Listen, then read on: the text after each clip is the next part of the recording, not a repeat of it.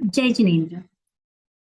आज की महर्षि की इस कहानी, जो कि काफी कठिन कहानी है, लेकिन बहुत ही सरलता से महर्षि ने काफी कठिन तथ्यों को हमारे बीच में रखा है। दो बातें क्लियरली समझ में आती हैं। पहली चीज तो ये उनके ही शब्द हैं कि अच्छा बनना, अच्छा बन पाना कोई कठिन चीज नहीं है। और दूसरा इम्पोर्टेंट फैक्ट है कि वो कठिन चीज क्यों नहीं है। उन्होंने समझाया कि अच्छा होना तो हमारा स्वभाव ही है, इसलिए वो इतना कठिन नहीं है। हमारे भीतर देवत्व का घटना, उन्होंने कहा, ये कठिन चीज नहीं है। और इस कहानी के माध्यम से हमारी कठिनाई उन्होंने दूर करी है। कितना आसान होता है कोई हमारे साथ गलत करे और हम उसके साथ में गलत व्यवहार करें, टिट फॉर टैट खेलें। और एक ये नेचुरल नॉर्मल पैटर्न है शायद, क्योंकि हम बड़े ही इस तरह से होते हैं, कॉम्पीट करके एक दूसरे के साथ में। और उसी में हम अपने आप को कुछ प्रूव कर पाते हैं कि हम कुछ हैं, जब हम कंपटीशन से अपने आप को बढ़ा करके आगे निकाल पाते हैं। और कंपटीशन के अंदर फिर हम कैसा भी व्यवहार करने के लिए तैयार हो जाते हैं, क्योंकि बात तो यहाँ पर जीतने की है ना। उस कंपटीशन में सामने वाले के साथ में हम कैसा व्यवहार कर रहे हैं, ये नोटिसेबल नहीं होता। और हम केवल अपने व्यवहार से, जिसे हम कैसा भी व्यवहार पहचाने, पर डेफिनेटली वो सज्जनता का व्यवहार तो नहीं होता। यहाँ पर हम केवल अपने आप को ही देखना चाहते हैं और अपने आप की ही गाड़ी बस आगे बढ़ाना चाहते हैं। अम, मेरा स्वभाव मेरी रिस्पॉन्सिबिलिटी है, सामने वाले का स्वभाव उसकी रिस्पॉन्सिबिलिटी है। तो मैं सामने वाले के लिए अपने स्वभाव को क्यों बदलूं, ये सोचने वाली चीज है। मैं एक एग्जाम्पल देकर इसको यहाँ समझाती हूँ, बताती हूँ। अभी हाल ही में रिसेंटली मेरी बेटी है, वो सॉकर खेलने गई और वहां पर उसकी जो पूरी टीम है वो गर्ल्स टीम है। तो एक दिन शाम को लौट करके मुझसे वो कहती है कि मम्मी, बहुत डिफिकल्ट है इस टीम में मुझे रह पाना, क्योंकि सब जने मेरी लेग पुलिंग ही करते रहते हैं। मैंने गेम को लेट ज्वाइन करा है और बाकी सब थोड़े एडवांस्ड हैं, तो उसके कारण मैं उनकी कैलिबर को मैच नहीं कर पा रही अभी। तो मेरी हर सेकंड, हर मोमेंट वो मेरी गलतियां ही निकालते रहते हैं। और एक लड़की पर्टिकुलर है कि वो मौका ही नहीं छोड़ती, वो हर सेकंड बस इसी ताक में रहती है कि मेरे से गलत ढंग से वो बॉल टच की जाए और गलत शॉट लिया जाए या गलत पास किया जाए, और बस वो कब मेरे ऊपर कमेंट करे। मुझे ये गेम खेलना ही नहीं है, मुझे कोई मजा नहीं आ रहा। और मेरे को बहुत ज्यादा वो कॉन्शियस भी कर रही है और मेरे अंदर फियर भी डेवलप हो रहा है कि जब वो मेरे ऊपर कमेंट करती है तो दूसरे लोग क्या कहेंगे। तो इस तरह से बहुत ही डिप्रेस्ड होकर के वो उस समय आई। तो मैंने उससे एक छोटी सी चीज ये बोली कि उसने तेरे साथ में इस तरह का व्यवहार किया, अगर तुझे उस व्यवहार को रोकना है तो तू अपने आप को बचा करके वहां से निकाल नहीं पाएगी। और ये अच्छी बात है कि कम से कम तूने अपने आप को कॉम्पीट नहीं किया उसके साथ में, कि मैं उसे बताऊं, उसे दिखाऊं कि वो गलत कर रही है। एक ये बात तेरी अच्छी है। लेकिन एक और एडवांस स्टेप यहाँ पर होना चाहिए। वो स्टेप ये होना चाहिए कि कैसे मैं उसी व्यक्ति को, जो कि मुझे अभी हाल कमेंट करके सुधारने की कोशिश कर रही है, वो सुधारे या ना सुधारे, इंटेंशन तो यही है कि मैं चीजें देखूं सही ढंग से, लेकिन बहुत गलत ढंग से कमेंट किया जा रहा है, सब लोगों के बीच में मुझे नीचे दिखाया जा रहा है। तो वही व्यक्ति को अगर मैं दोस्त बना लूं, तो शायद यही काम वो बहुत हार्दिकता से मेरे साथ कर सकेगी और मेरे गेम में भी नेचुरल इम्प्रूवमेंट आने लगेगा। तो मुझे वो जवाब देती है, आप पागल हो गए हो क्या मम्मा, ऐसा कोई कभी कर सकता है क्या? जो व्यक्ति के जो इतना मीन है मेरी तरफ, आप कैसे सोच सकते हो कि मैं उस व्यक्ति के प्रति फ्रेंडशिप भी डेवलप करूं? सोचना ही बहुत दूर की बात है ये बात। तो बात आई गई हो गई। एक हफ्ते बाद वो मेरे पास आती है और कहती है कि मम्मी, अब मैंने ट्राई किया आपने जो कहा था। और मैंने बोला, कैसा रहा तूने ट्राई किया तो? बोला, मम्मा ये नहीं मालूम कि सामने वाले में कोई चेंज आया है कि नहीं आया, लेकिन मुझे बहुत अच्छा लगा ऐसा करके। मैं डिप्रेस नहीं हूँ आज, और मैंने मन से प्रयास करा कि वो मेरी दोस्त बने, वो मेरे अंदर भी अच्छाइयाँ देखे और मैंने उसके अंदर कुछ अच्छाइयाँ देखना चालू करा। तो अब मुझे वो उतनी मीन नहीं लगती और अब मैं उसके साथ में भिड़ती भी नहीं हूँ। और 1 महीने बाद उसका मैसेज आया मेरे पास में, स्कूल से ही राइट अवे, कि मम्मा आज उस लड़की ने आगे बढ़कर मुझसे बात करी और मुझसे ऑफर करा कि मेरे साथ कैफे जाएगी क्या? तो मैं यही कहना चाहूंगी यहाँ पर कि बहुत कठिन नहीं है सरलता को चूज करना, बहुत कठिन नहीं है अपने भीतर के अच्छे स्वभाव को चूज करना। कोई गलत काम करे, हम उसकी गलतियों पर गलतियों से इंटरेक्ट करें, रिएक्ट करें गलत ढंग से कि उसने हमारे साथ ऐसा व्यवहार करा है तो हम भी उसके साथ वैसा व्यवहार करें। ये तो दुनिया ही करती है। फिर क्या फर्क पड़ा यहाँ पर, अगर हम महर्षि को पहचानते हैं, उनके अस्तित्व को जानते हैं, वो जैसे थे उन्होंने हमें वैसा ही प्रीच किया, इस बात को हम मानते हैं, तो हमारे सामने तो वो एकदम लाइव एग्जाम्पल है कि ये एक्सपेरिमेंट किया जा सकता है। उन्होंने किया और हमें दिशा दी। कहिए आप क्या कहते हैं? बहुत इंटरेस्टिंग आपने सिंपल सा इंसिडेंट बताया। और देखिए कि उसमें किस तरह से पूरी की पूरी स्टेट ट्रांसफॉर्म हो गई। ये कहानी से जो एक इंडिकेशन मुझे लग रहा है कि देवत्व को प्राप्त नहीं करना है, देवत्व तो आपके अंदर है। क्योंकि आज प्रकृति ने या भगवान ने जो भी चीज बनाई है वो परफेक्ट बनाई है। और वो चीज को सिर्फ ऐसा नहीं है कि उसको और परफेक्शन हम उसमें और इम्प्रूव करना चाहेंगे, बल्कि मैं ये कहूँगा कि उसमें जो इनबिल्ट परफेक्शन है उसको प्राप्त करना है, उसको अंडरस्टैंड करना है और उसको डिस्कवर करना है। आवरण हटाना है हमारे अंदर से। हमारे अंदर जो देवत्व पे आवरण चढ़ा हुआ है उसको हटाना है। और वही उस कबूतर ने किया। तो कैसे हटाया उसने? देखिए, हमारा जो नॉर्मल वे ऑफ फंक्शनिंग है वो एक रिएक्टिव फंक्शनिंग है। जैसे अभी आपकी बेटी के साथ हुआ कि उसने मेरे साथ बुरा किया तो मैं क्या करूं। तो हर तरह से हम उस तरह से रिएक्ट करते हैं जिस तरह से हमारे साथ किया जाता है। What happens to you, you react in the same fashion. कबूतर भी चाहता तो उस तरह से रिएक्ट कर सकता था कि अच्छा, कबूतरी को इसने पकड़ लिया है तो मैं इसको परेशान करता हूँ, मैं इसके ऊपर गंदी चीजें गिराता हूँ, हाँ, और इसको ठंड में रहने दो, उसको ठंड सहने दो, मर जाए तो बहुत अच्छी। इस तरह की बातें वो कर सकता था, पर उसने नहीं किया। क्योंकि उसको अपनी इनर देवत्व से, उसकी जो इनर फीलिंग्स ऑफ देवत्व है उसके टच में था। वो उसको छोड़ नहीं रहा था। He was always functioning from that inner level of देवत्व। तो आज हमें भी क्या करना है कि ये चेंज यदि चाहिए तो कैसे करेंगे? हमें क्या करना है कि हमें अपने अंदर जाना है और फोकस अंदर करके देखना है कि हम कौन है। एक बार आपने फोकस कर लिया कि हाँ, हम वास्तव में देवत्व हैं, हमारे पास देवता तो मैं नहीं कहूँगा अभी फिलहाल, लेकिन देवत्व की कैपेबिलिटीज हैं, कुछ वैल्यूज हैं जो हायर वैल्यूज हैं, तो उनको सिर्फ फोकस करो और उसको एक्सप्रेस करो इन वॉट एवर सिचुएशन आप हो। तो आपको फिर खाली ये करना है कि आपका फोकस चेंज करके आपके इनर वैल्यूज को एक्सप्रेस करना है फ्रॉम टाइम टू टाइम। जो भी इंसिडेंट आपके साथ हो, हमारा फोकस यहाँ रहे और उस फोकस के पॉइंट से हम फंक्शन करें। जी बिल्कुल। वही बात हो गई कि ये इंटेंशन हमारा क्लियर होना चाहिए। हमारी दृष्टि, हम क्या किस समय देखना चाहते हैं वो बहुत क्लियर होनी चाहिए। महर्षि दृष्टि की निर्मलता पर तो बहुत बहुत हमको कंटिन्यूस प्रीचिंग्स और टीचिंग्स देते हैं, और वो वही है कि दृष्टि से किस तरह से हमारे भीतर वो सरलता घट सके। यहाँ इस इंसिडेंस में आप देखेंगे तो एक फर्स्ट इंस्टिंक्ट कबूतर का तो यही था कि मैं उस पर अटैक करूं, बहेलिया पर। लेकिन कबूतरी उसे मैसेज देती है कि ठहर जाओ, हम गलत व्यवहार नहीं करेंगे, हमारा अतिथि है वो, हम सज्जनता का ही व्यवहार करेंगे।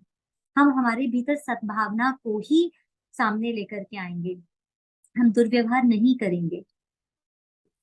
अपने मित्र की बात सुन करके वो अपने भीतर के देवत्व को पहचान सका और उसने भी दंभ लगाया कि नहीं, मैं करूं, इसको कोशिश करूं।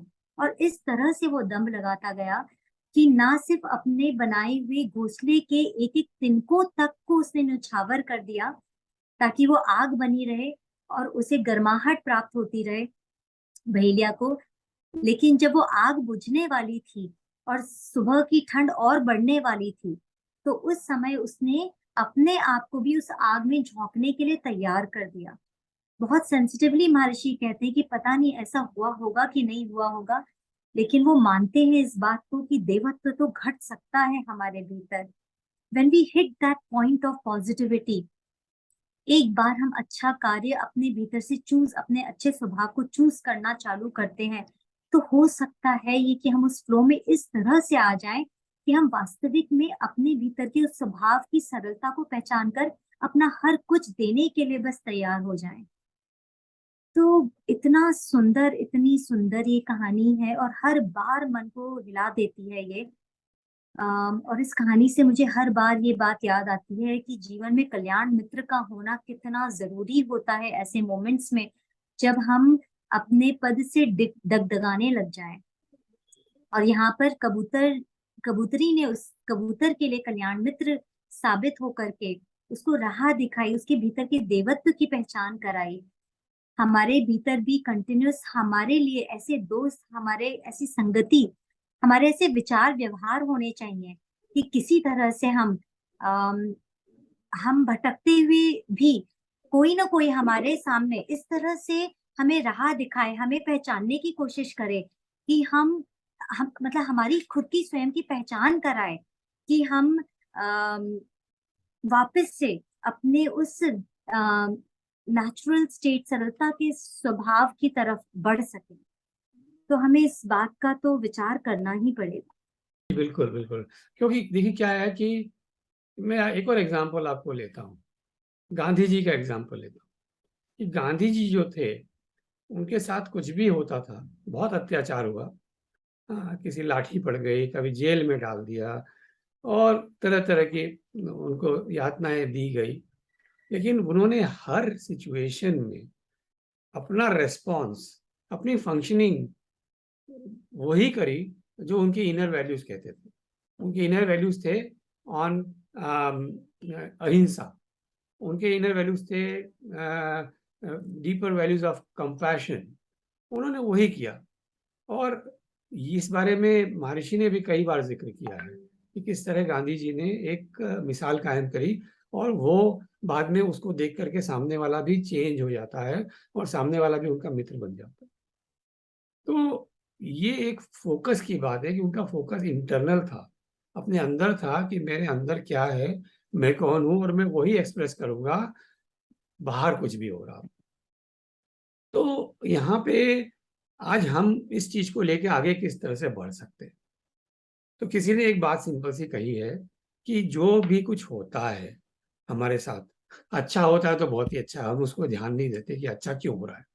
लेकिन जब थोड़ा सा अप्रिय होता है, जो थोड़ा सा अनटूवर्ड होता है, जो जिसको हम बुरा कहते हैं, तो हमें ये कहना है कि ये हमारे साथ बहुत बुरा हो रहा है, ऐसा कहते हैं लोग। लेकिन उसको रीफ्रेज करिए, उसको बैठ करके देखिए कि ये हमारे साथ नहीं हो रहा है, हमारे ऊपर नहीं हो रहा है, ये हमारे लिए हो रहा है। हमारे लिए क्यों हो रहा है? हमारे लिए इसलिए हो रहा है क्योंकि यहाँ पे मुझे एक अपॉर्चुनिटी मिल रही है कि मैं अपने अंदर के देवत्व को प्रकट कर सकूं, मैं अपने अंदर के देवत्व को ढूंढ सकूं। कि जब आपके साथ अच्छा होता है तो आप कुछ ढूंढने की जरूरत नहीं पड़ती, आप तो रिएक्शन में भी अच्छा ही करोगे। लेकिन यहाँ पर जब आपके साथ में अनफेवरेबल चीजें हो रही है, तब आपको देवत्व प्रकट करने की जरूरत है और तभी उस बिहेवियर को देवत्व कहा जाएगा जो पॉजिटिव होगा, even in the face of negative things which are happening to you. तो ये हम अगर कर पाए तो ये हमारे लिए एक पॉजिटिव चीज होगी। एवरीथिंग जो हमारे साथ होती है वो पॉजिटिव होगी। हम एग्जाम में फेल हो गए तो हम ब्लेम नहीं करेंगे कि ऐसा हुआ वैसा हुआ, मेरी तबीयत खराब हुई और उसने मुझे डिस्टर्ब किया, नहीं नहीं। हम देखेंगे कि हमारे पास ये एक एग्जाम्पल है, ये एक अपॉर्चुनिटी है कि किस तरह से हम यहाँ से इसको चेंज कर सकें, मेहनत करें और आगे बढ़ सकें। तो पॉजिटिव डायरेक्शन में ले जाएगी जो भी चीज़ होगी। तो जब भी हमारे अंदर एक रेसिस्टेंस होता है, जब भी हमारे अंदर एक डिफेंसिवनेस होती है, ये क्या है, ये ठीक नहीं है, ये रेसिस्टेंस है, उस रेसिस्टेंस को यूज करें to use that as a stepping stone for higher and higher levels of functioning. और वही देवत्य होगा, वही आपको आगे की तरफ, आपको ऊंचाइयों पे ले जाएगा और आपका जीवन में इतना ट्रांसफॉर्मेशन आएगा कि आप सोच भी नहीं सकते। इजी नहीं है डेफिनेटली, और लेकिन डुएबल है। कोई भी चीज़ें आज हमारे को लाइफ में आती है जो हमारी प्रोग्रेस की तरफ हमको ले जाती है, वो इजी नहीं होती। लेकिन जो चीज़ डिफिकल्ट आए, समझ लीजिए कि ये हमें एक चैलेंज है और इसके ऊपर हमको आगे बढ़ना है। जी, और आपकी बातों से मुझे एक चीज अभी एकदम से क्लिक हुई कि अपने देवत्व को बचाने की बात तो बहुत दूर की है, हम तो दूसरों को भी उनके देवत्व के स्टेट से नीचे गिराने में पूरे बिल्कुल तैयार रहते हैं। अ, मैं एक्चुअली अपना खुद का यहाँ पर एग्जाम्पल लेना चाहूंगी। और मुझे ये बात याद आई तो मुझे लगा कितने लोग इस तरह की सिचुएशन से जूझते होंगे और ऑब्जर्व नहीं करते होंगे कि हम कर क्या रहे हैं। एंड हुआ ये कि मेरी बेटी के साथ का ही एक इंसिडेंस है कि रोज सुबह हम एक एक काइंड ऑफ नॉर्म बना रखा है कि आप सुबह उठेंगे तो अपने पेरेंट्स के पैर छूइएगा और ब्लेसिंग्स लीजिए और फिर जाकर के अपना दिन भर का जो काम है वो चालू कीजिए। तो शुरू शुरू में तो बिल्कुल झुक करके पूरा बच्चे आकर के ढोक देते थे। अब थोड़ा समय बीता तो पूरी झुकने की जगह अब थोड़ा सा आधा ही झुका जाता था। तो अब हम सिर्फ ऑब्जर्व कर रहे थे कि ये ऐसा हो रहा है कन्वर्जन, तो थोड़ा थोड़ा ऑटोमेटेड लाइफस्टाइल के अंदर फिर धीरे धीरे करके आधा झुकना तो दूर, बहुत दूर से ही ढोक दूं बस, इतने में ही काम चल जाता था। और वो भी कब, जब दरवाजे से बाहर निकल रहे हैं ढोक दूं, बाय। अब और थोड़ा सा समय व्यतीत हुआ, फिर तो कुछ भी नहीं, आकर के बस अपना काम किया खुद का और चल दिए। अब ये थोड़ा से मेरे लिए लगा यहाँ गड़बड़ हो रही है, यहाँ तो कुछ अपने को कहना पड़ेगा, बोलना पड़ेगा। तो वो अब आई अगले दिन सुबह नीचे और मैंने उसको कह दिया कि भाई क्या बात है यार आजकल, मतलब सुबह बात हुई थी अपनी, ढोक देना है अपन को, ब्लेसिंग्स लेना है बड़ों की, तो कहाँ सब चला जा रहा है।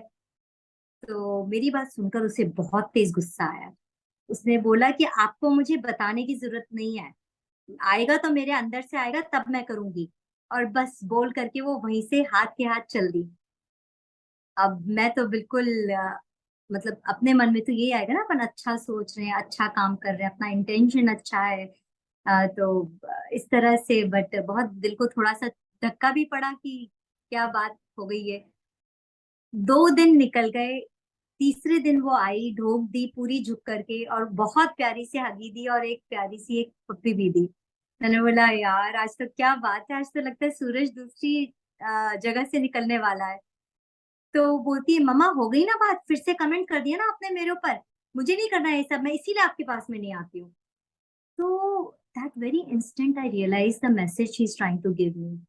उसकी सिंप्लिसिटी को मैंने कॉम्प्लीमेंट देने की जगह कॉम्प्लीमेंट के रूप में मैंने कमेंट दे दिया, अप्रिशिएट करा तो सही, लेकिन कमेंट के रूप में मैंने अप्रिशिएट करा और उसकी फीलिंग्स और वही हाथ के हाथ मैंने नीचे गिरा दी। इस तरह से हम कितना करते होंगे, सोचिए आप, कि बस जो चीज हमें अपनी तरफ मोड़नी है, अपने लिए क्रेडिट लेना है जिन चीजों का, उनको हम किस तरह से कमेंट के रूप में सामने रखते हैं। और और भी कितनी चीजें हैं कि हम दूसरों को 1 सेकेंड लगता है हमें टीका टिप्पणी देने में, कमेंट करने में, किसी पर जजमेंट पास करने में, ये सही है ये गलत है, बहुत बिल्कुल तत्पर रहते हैं इन सब चीजों को करने के लिए। लेकिन सामने वाले की फीलिंग जोन हम उसी सेकंड किस तरह से नीचे गिरा देते हैं, कम से कम इन बातों का तो जरूर हमें ध्यान रखना चाहिए। हमारे आसपास ऐसे लोग हों जो हमें दिखाएं कि रुक जाओ बस, अब मत करना ऐसा काम, चाहे वो बच्चा ही क्यों नहीं हो, चाहे वो कितना ही हमारे जितना इंटेलिजेंट क्यों नहीं हो, लेकिन हमें कोई भी मोमेंट अपने आप को समझने का, बेहतर रूप से अपने भीतर के देवत्व को पहचानने का अगर हम भी गिरते हैं, तो उस मौके को हमें बिल्कुल नहीं छोड़ना चाहिए। ये जो टेंडेंसी होती है कि दूसरे से हमें आगे दिखना है, अच्छा दिखना है, ये एक टेंडेंसी इसलिए होती है क्योंकि हमारा फंक्शनिंग टोटली ईगो ड्रिवन होता है। हम चाहते हैं कि हम अपना सेल्फ वर्थ, कि हमारा आज वर्थ क्या है, उस पर डिपेंड करता है कि हमारा ईगो कितना हमको दूसरों से सुपीरियर दिखा रहा है, और यहीं पे हम लोग पूरा रास्ता भटक जाते हैं। हमें ये देखना है कि हमें किसी से सुपीरियर दिखने की जरूरत नहीं है। Everybody in this world is unique. Everybody is having their own properties, having their own drawbacks, having their own good qualities. और इस तरह से नेचर ने सबको बनाया है, एक डाइवर्सिटी के हिसाब से बनाया है, सब लोग अलग हैं। तो आप एक दूसरे से कंपेयर करें और एक दूसरे से आगे जाने की कोशिश करें, कि तभी मेरे को लगेगा कि मैं कुछ वर्थ है मेरा। ये एक absolutely wrong, total wrong direction of thinking है, रॉन्ग डायरेक्शन ऑफ फंक्शनिंग है। तो यही, इससे हमें बचना पड़ेगा। इससे बचने का एक ही तरीका है कि हमें सिर्फ अपने अंदर फोकस रखना है कि आज हम क्या कर रहे हैं, क्या आज हम जो कर रहे हैं, जो हमने कल किया था, उससे कुछ बेहतर कर रहे हैं कि नहीं कर रहे हैं। जब लास्ट टाइम हमारे साथ ऐसा कुछ वाकया हुआ था तो हमने ऐसा रिएक्शन किया था, इस बार क्या हम उससे कुछ बेहतर रिएक्शन कर रहे हैं? इसी पे फोकस करें कि हम अपने आप को कितना सुधार पा रहे हैं, कितना एलिवेट कर पा रहे हैं, कितना इम्प्रूव कर पा रहे हैं। तो that is all that is important.